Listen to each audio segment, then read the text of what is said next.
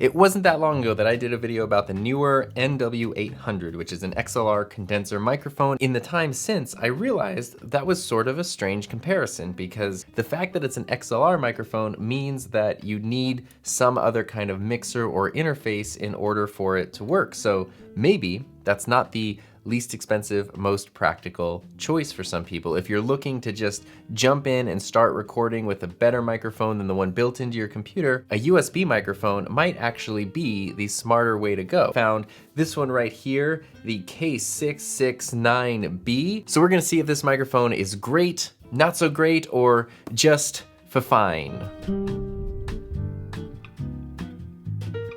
And let me tell you how happy I was that this brand is Fifine, because as soon as I saw that, I knew I could make that joke. But also some of the cheaper USB microphones were like not even worth mentioning because they're more for things like, you know, in a conference room on a weird call or something like that. Not a weird call, but a different purpose than trying to get high quality audio for a stream. So I bought the cheapest microphone that is listed as being specifically for podcasts and live streams. You can even see it specifically says, and why YouTube videos right here on the side. But to be fair, and I don't know how to pronounce the name totally correctly, but Fifine, I've heard great things about them. I've never used one of their microphones. I've gotten recommendations in previous videos that I should check one out. So let's see what you get for your $35-ish. I don't normally do a lot of unboxings, but I think it's interesting when something is in the budget realm, just to really see what you get.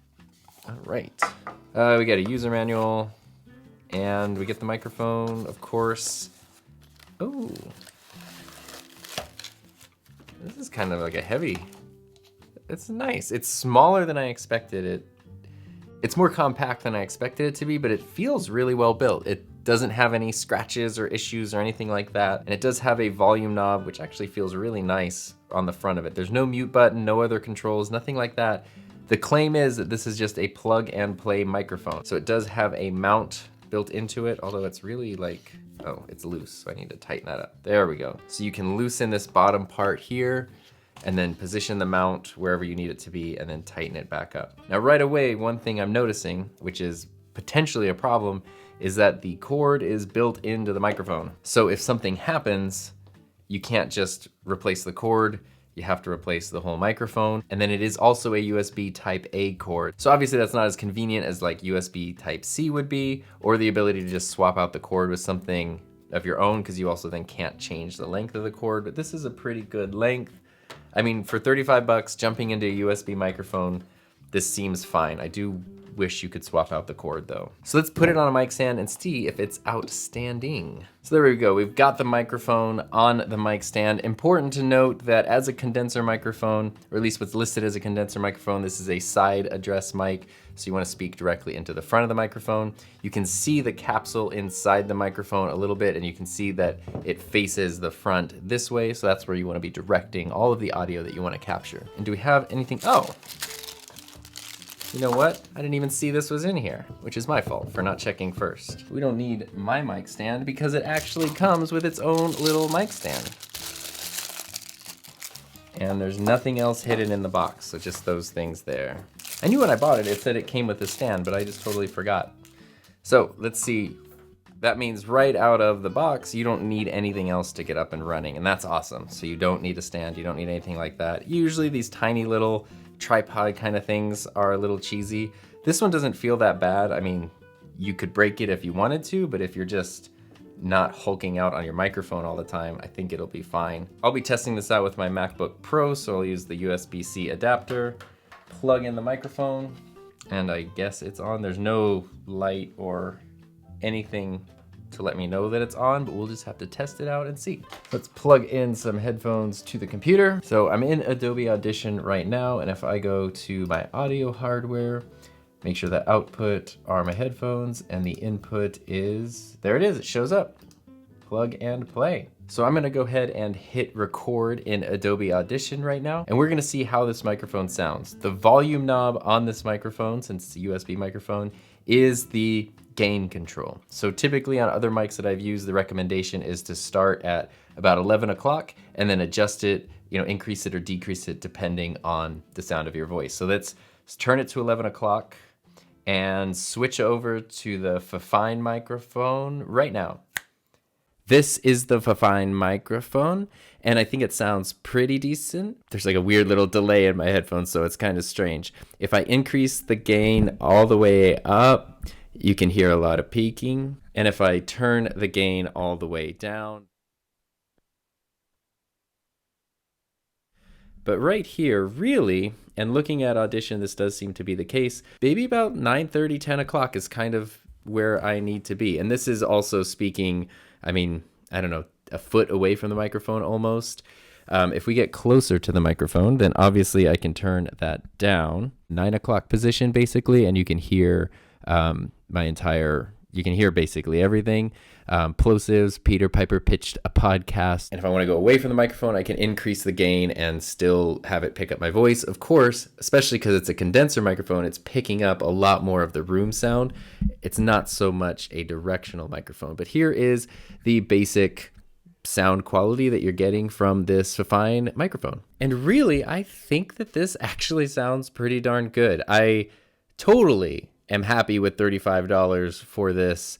The positioning is a little bit strange. It would definitely be more convenient to have it on a boom arm where you can get it exactly where you want it to be, especially if you're doing like a live stream or a podcast or something like that. Its small compact size is actually kind of nice on the desk because it totally gets out of the way. So it's not like I have a giant thing like, here's my Blue Yeti. This is the first USB microphone I ever got. It's significantly larger. It takes up a lot more space, both in the frame and just in my world on the desk. Let's do a comparison between these two, actually, because the Blue Yeti is sort of the OG USB microphone that I think a lot of people associate USB microphones with. And even though there are other options out there, and even though there are arguably better options out there, I still think that the Blue Yeti is a really incredible sounding microphone and a really versatile microphone, especially for the price. It is $100. This was $35. So let's see what the difference is. One of the benefits of the Yeti is it does have a detachable USB cable. And let's switch this out real quick. So this is the Fifine microphone, basically set exactly how I would set it. And this is the Blue Yeti set exactly as I would record with it as well. Worth noting, the Blue Yeti does have an indicator light on it, so that way you can tell that it's on. If I push that light, it also starts blinking to let me know that it's muted. And if I press it again, it unmutes. There's a volume knob on the front of the Yeti to adjust your headphones output because it does have a headphone output. And on the back, you have your gain knob and then also your directional pickup control. So you can change the microphone to pick up everything from 360 degrees to just sort of directional for one person. So you do have significantly more versatility built into the more expensive microphone.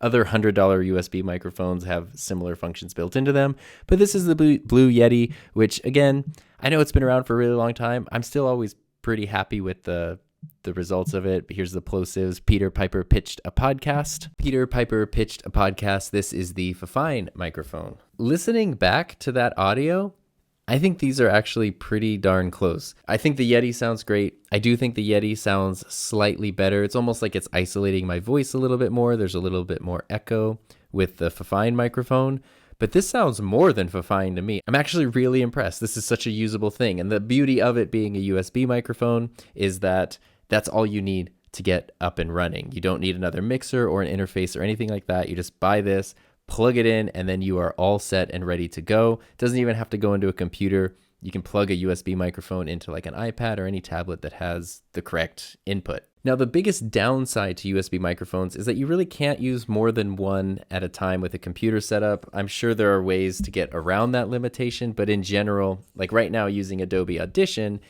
I have to go in and I can only select one audio input source. It's either this microphone or that microphone. It's not both, which means in my multi-track setup here, I can't have one track being this microphone and the other track being the Yeti or third and fourth USB microphone. I'm sure there's somebody out there who's significantly smarter than me that might know how to do those things, but working with multiple USB mics gets very tricky. And that's where you want something like a Rodecaster Pro or some kind of mixer interface to bring in different microphones. And that's really where the benefit of using an XLR microphone exists, because you can incorporate multiple inputs. The only downside to this really is that if you want to keep using it in the long term and you want to upgrade to a mixer or an interface or something like that, you're not going to be able to use this microphone with it. It's just the one trick, plug it in to your computer on its own. But otherwise, I mean, it is terrific sounding. Now, there is one other microphone I do want to compare it to, which is the Shure MV7. But the reason I'm doing the comparison is, one, I'm curious and I would like to know, and two, the MV7 has both USB and XLR functionality. Just for frame of reference, this is the Fifine microphone plugged into USB. Peter Piper pitched a podcast. This is the Shure MV7, a $250 microphone compared to the $35 microphone. I do not think you're going to hear a $200+ difference in audio quality, to be totally honest with you. But just again, that versatility of having a microphone that has USB and XLR could be something important to consider if that's going to be relevant to you in the future. I should also mention, if you watched my MV7 review, I am using the windscreen from the SM7B because I found that it really, really helped reduce the plosives on this microphone. I love the way this mic sounds, but the plosive problem is just pervasive.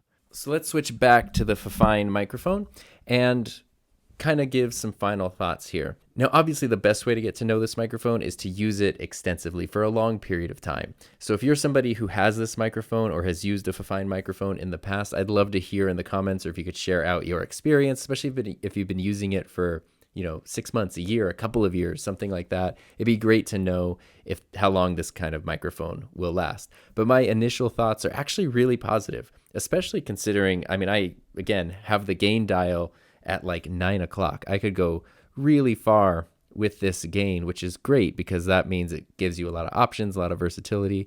The build quality is great on this. It's made out of all metal. The sound quality is great. It comes with everything you need. It does not come with a pop filter or a windscreen or anything like that, but it does come with the little tripod, and then it has a built-in mount, and it comes with the cable. Again, the cable is built into the microphone, so that's a bummer because if something goes wrong with your cable, you've just got to get rid of the entire microphone. So I'm not a fan of that. But otherwise, I think this is a great deal. And if you're looking for a cheap option, there might be less expensive microphones out there, but remember your purpose and the overall cost. So this will let you plug in a single person right out of the box and get going.